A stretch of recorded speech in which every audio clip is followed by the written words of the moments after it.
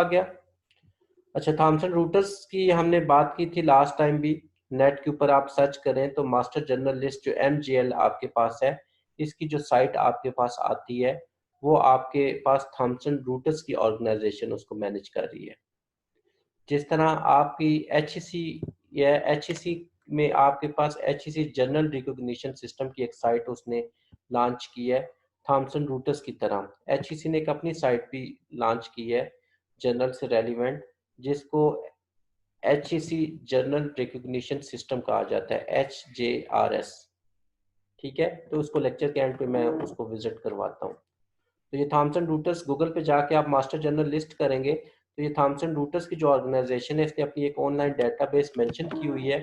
तो वहाँ पे आप किसी जर्नल को सर्च करते हैं तो अगर वो लिस्ट हो जाता है, जिस तरह हमने लास्ट लेक्चर में वो चीज़ की थी, सारी प्रैक्टिस जर्नल का नेम लेकर वेरीफाई किया था, तो अगर वो जर्नल वहाँ पे मास्टर जर्नल लिस्ट की साइट पे मेंशन हो जाता है, नीचे शो हो जाता है, तो वो ISI इंडेक्स जर्नल है।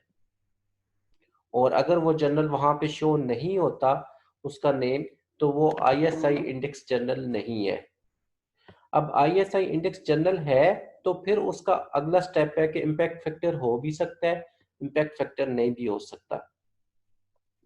तो अगर इम्पैक्ट फैक्टर है तो अब वो कैसे वेरीफाई करना है कि ISI इंडेक्स जर्नल है और उसका इम्पैक्ट फैक्टर है या नहीं। तो उसका मेथड मैंने बताया था कि आप JCR को फॉलो करेंगे, जर्नल साइटेशन रिपोर्ट, उस ईयर की चेक कर लेंगे। लाइक अब 2020 है तो JCR 2020 आप के अंदर उसको देख लेंगे। तो अगर JCR 2020 के अंदर उस जर्नल का इम्पैक्ट फैक्टर है तो वो Q1 से Q4 किसी कैटेगरी में लाई करेगा। और अगर उस जर्नल का उसमें इम्पैक्ट फैक्टर नहीं है लेकिन MGL पे वो शो हो रहा है तो वो जस्ट फिर एक ISI इंडेक्स जर्नल कहलाएगा। तो आपने हमेशा आर्टिकल्स जो पब्लिश करने हैं वो ISI इंडेक्स जर्नल हो और उसका इम्पैक्ट फैक्टर हो, उसको प्रेफर करना है। क्लियर है ये बात। अब इसमें एक क्वेश्चन यहाँ पे ये भी रेज होता है कि जो एक जर्नल है वो जस्ट ISI इंडेक्स्ड है, उसका इम्पैक्ट फैक्टर नहीं है, और सेकंड जर्नल है वो ISI इंडेक्स्ड भी है और उसका इम्पैक्ट फैक्टर भी है, तो इन दोनों में से किस जर्नल में आर्टिकल आपका इजीली पब्लिश हो जाएगा? जी स्टूडेंट, एक जर्नल है जो जस्ट ISI इंडेक्स्ड है लेकिन उसका इम्पैक्ट फैक्टर नहीं है, और दूसरा जर्नल है जिसका इम्पैक्ट फैक्टर भी है और वो ISI इंडेक्स्ड भी है। सर ऑब्वियसली बात है, जिसका मतलब जर्नल में इम्पैक्ट फैक्टर नहीं होगा वो इजीली पब्लिश कर लेगा। जी, क्लियर है ये बात सबको? तो ये मैं साथ साथ, अब वो आप स्टेज पे पहुंच चुके हैं रिसर्च के कि जहाँ पे आप खुद ये डिसीजन ले सके, जो इन्फॉर्मेशन आपने इस कोर्स के अंदर गेन की है कि आप किस तरह अपने आर्टिकल को पब्लिश करवा सकते हैं, किस तरह फेक जर्नल से अपने आर्टिकल को पब्लिश होने से अवॉइड कर सकते हैं।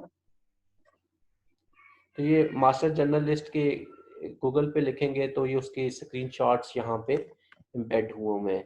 तो ये ऊपर उसका आपके पास आ रहा है, यहाँ पे आप कीवर्ड टाइप करेंगे, जब मास्टर जर्नलिस्ट की साइट को खोलेंगे, ओपन करेंगे, तो उस पर कोई जर्नल का नेम देंगे, लेट से कंप्यूटर दे देते तो जिन जर्नल्स का नेम कंप्यूटर का, जर्नल्स के नेम में कंप्यूटर का वर्ड आ रहा है वो सारे यहाँ पे शो कर देगा।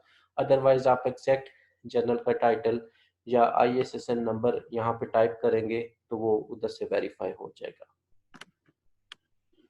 ये उसने कुछ जर्नल सर्च करके क्लिनिकल मेडिसिन का नेम दिया है, तो क्लिनिकल मेडिसिन के ये जर्नल्स जो आपके पास शो हो रहे हैं तो उनकी डिटेल है, स्क्रीनशॉट है।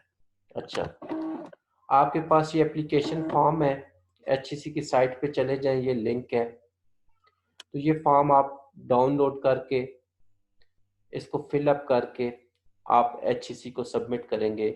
उसी फॉर्म के अंदर एंड पे लिंक भी गिवन है, तो फिलअप करके सारी डिटेल देकर आप जर्नल का नेम, जर्नल की बाकी जो भी इस फॉर्म के अंदर डिटेल है वो HEC को सबमिट करेंगे।